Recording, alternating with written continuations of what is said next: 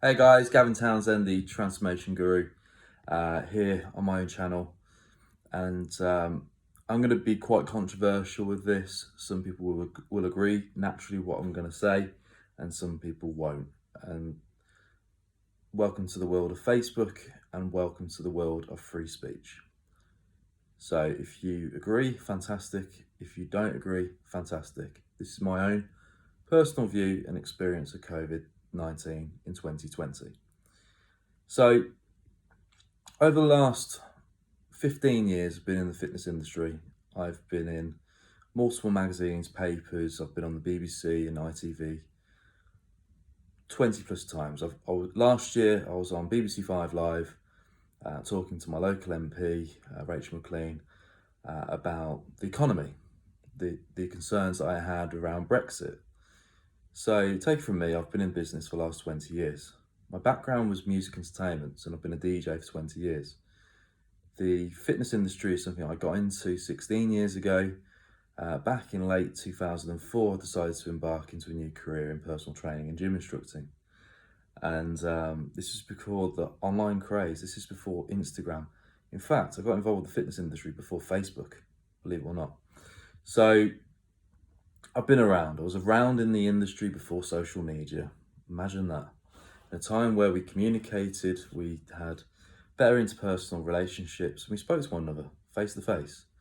Unfortunately, nowadays, most people are glued to their phones. We don't engage as much on a one-to-one, and this is why I've tried my best over the years to run a retail part of my business as much as do exhibition shows and have a face-to-face personal training studio experience. So over the years, I've watched the whole culture change. People, like I say, don't integrate so well. People are more isolated, more lonely, and we've had an issue with a huge upsurge in mental health and suicide in recent years. People have more social anxiety than ever. People have more issues of loneliness, and this is all pre-COVID. And unfortunately, COVID's come along. The government's locked the whole country down. In the summer, the novelty value was there. People went off on furlough. People were able to enjoy the sun, get out as much as they want, enjoy their gardens. My biggest concern, having worked in the health and fitness industry for so long, is not necessarily the concern of people's physical health, it's the concern of mental health. And I'm going to speak from experience as someone who's gone through extreme trauma. I've been armed robbed in the past. I've crawled out of a sports car which I smashed up, which I should have gone off a bridge at. I've dived with sharks, and I've been to over 20 funerals of some of the closest people to me in my life. So it's been a very, very difficult, troublesome 15 years, should we say. There's nothing worse than your aunt dying in a crash with a partner day before New Year's Eve, and yet you still have to work. There's nothing worse than a close friend dying of cancer and you watch them go through it. There's nothing worse than having the experience of being told that one of your relatives has just gone into hospice, and then a week later you are then told that they've died in that hospice and you didn't get to say goodbye. But during COVID and last year, I've known a few friends who've committed suicide. Unfortunately, earlier this year, one of my friends took their own life during the peak of COVID. I won't mention who they are, but it's just obvious if you look through my social media. And I'd only just spoke to him the 1 week, and he took his life the next. And it's a very hard, challenging time for a lot of people.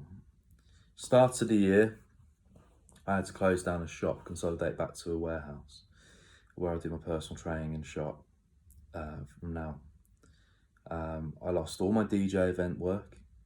I lost all my exhibition show work. I put deposits down on every fitness show. I was over-speculated on clothing. Thankfully, the whole country wanted me for gym equipment, so I've managed to diversify quickly and sort myself out there. But unfortunately, for a lot of friends in the music, leisure and fitness industry, which is what I've worked in all my life, the last 20 years, I'm just watching one by one close their business down or wind up or just generally struggle. I've got friends in the music entertainment events industry who have been pretty much wiped out for a year, and the grants and the bounce back loans in many cases don't cut it, because a lot of these companies are overexposed, debt leveraged, and they've borrowed to the growth of their business. They might have £1 million worth of business on the books for the next year, but if they've got to cancel it all and they've got hundreds of thousands going out with staff wages and whatever else, and this isn't just one sector, this is many sectors. And I've got a friend who's just closed their music store. I've got another friend who's winding up their pub. I'm having multiple conversations with multiple friends who are literally going to the wall right now, and it's hard to see that. So with winter looming, with new government restrictions trying to isolate people who already have underlying mental health issues in many cases, who suffer from loneliness, who perhaps don't socially engage like they used to, or struggle with social engagement, who have now heightened levels of social anxiety. Combine that with job losses, redundancies, the fear of losing their jobs. I don't believe that the virus of COVID-19 is the worst thing to concern ourselves with. I think the media, I think the lack of focus and guidance from the government. I used to be a fan of Boris. Kind of lost hope in the guy because he's just waffling a lot too much. There's no consistency in his approach nor his cabinet. And the constant doom, the constant, shall we say, misdirection, confusion, twisted it with the media propaganda. It's just going to get worse. And we're in the start of autumn. We're not even in the winter yet. So I appreciate cold and flu naturally peaks at winter. I've looked at the facts. I appreciate also that the COVID projections are going to coincide with those flu and cold facts. But I also know from experience and speaking to so many people in the medical professions, there's a lot of medical professionals who are more concerned for people's mental health this Christmas and mental well-being as much as their physical well-being. Because at the end of the day, death by suicide, death by alcoholism, death by overdose as a result of taking drugs coming from being sober going into full-blown meltdown is just as bad as death by COVID. And I said this multiple times over the last few years, and I said it on ITV last year, and I said it on the BBC last year, and I keep saying it all the time. The biggest concerning factor I have today, especially with young people between the ages of 16 and 30, male, and there's an upward trend in females, is the concern of their mental health. Everyone wants to look great on Instagram. Everyone wants to look amazing on Facebook. People live these beautifully fake perceived lifestyles. I'm a grafter. I work 7 days a week. I don't deny it. I probably work too much sometimes and I can burn myself out, but people know me for that personality. I've also had a lot of hardships, but I use that as a fuel to push me, shall we say. And I've got a really good network of friends. I've got an amazing family, and I'm very close to a number of people who've got my back. If I need it, I just pick up the phone and they're there for me. But I also appreciate a lot of people don't have that network. They don't have the mental or the emotional strength, and it's going to be fucking hard for a lot of people. It's going to be so hard, in fact, that some people who are going to be forced into isolation in their small flats, in their small outfits, who perhaps they've lost their relationship, they've lost their work, they've got the fear of losing their jobs, they're all imploding. Unfortunately, with mental health today, with suicide especially, it's the highest it's been in 2 decades. And as much as it's sad to see that this is going to affect older generations. When I hear of 18-year-old lads, in the last week I've heard of an 18-year-old lad committing suicide, and I also know someone from Ulster who's gone missing. It's just terrible to see that in this day and age where the government's fixated solely on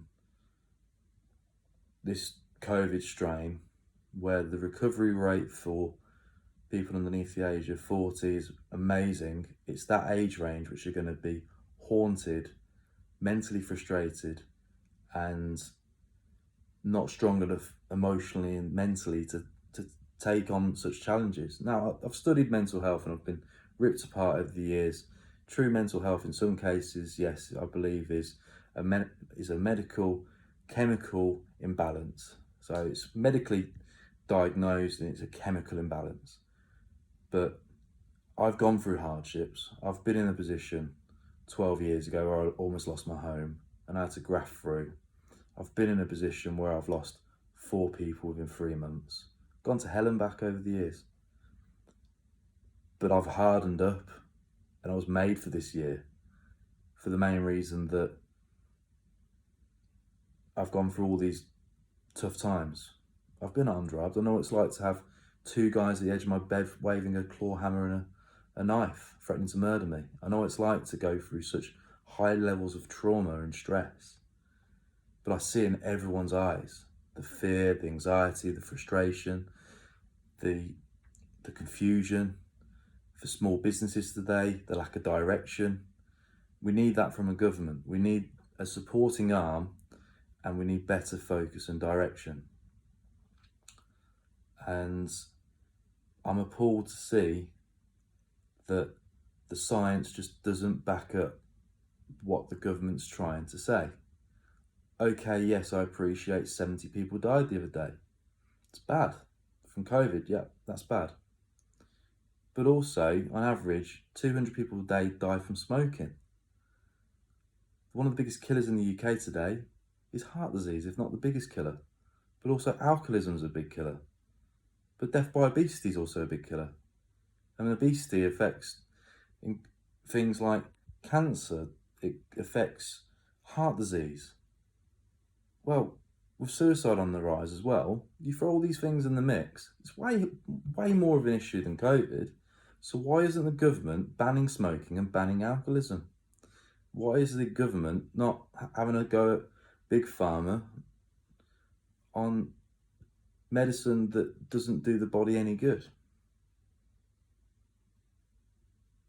It's a bit concerning to see that a government who now is going on this whole rampage to help the health of the nation is destroying it in the meantime.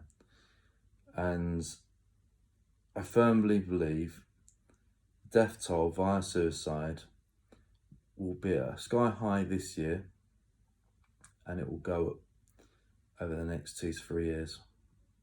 It's really concerning. And I think the only way we can get around this is this is what I'm doing personally. If someone wants me to do that track and trace, to use their establishment, I'll go elsewhere. If the government wants me to get a test,